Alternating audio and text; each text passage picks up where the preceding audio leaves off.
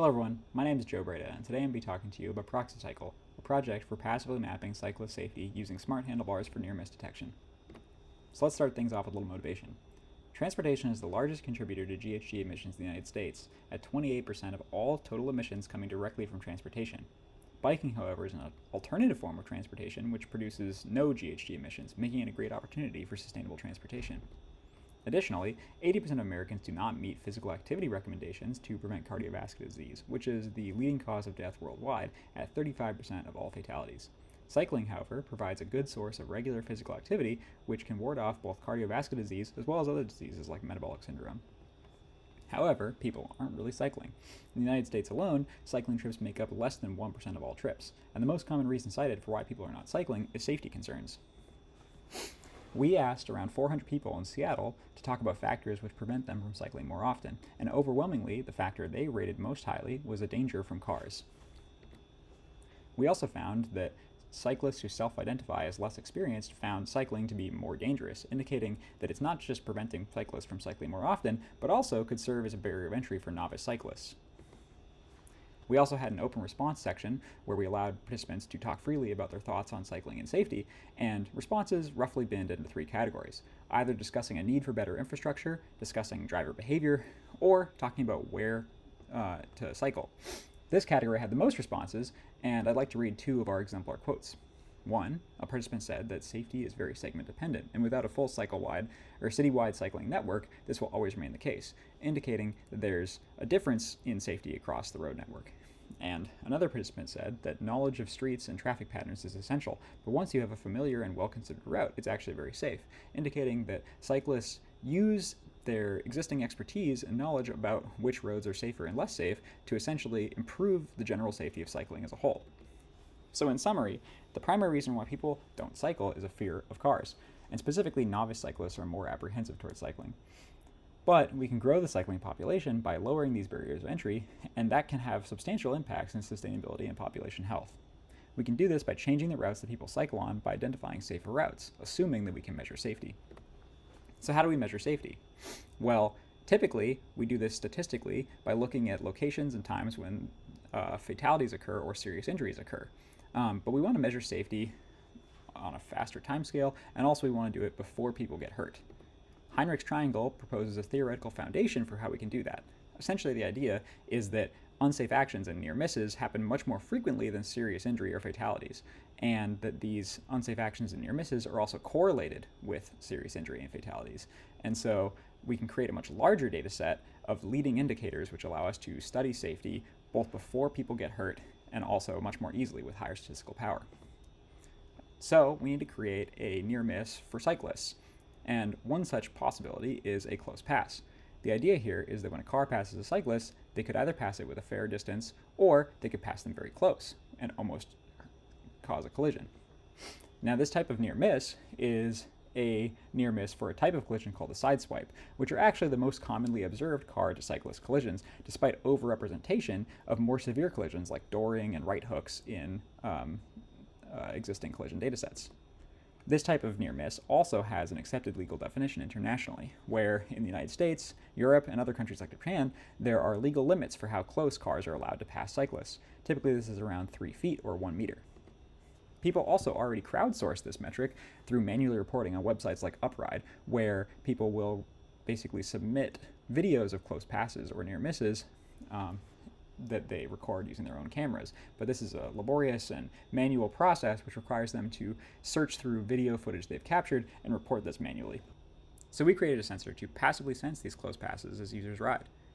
We created this device to be small, low power, cheap, and unobtrusive, and naturally augment the cyclist's handlebars by sliding into the handlebar tube. We can then record the proximity of passing cars as the cyclists are riding, and then automatically aggregate these close pass maps across populations of riders. The sensing system works as follows.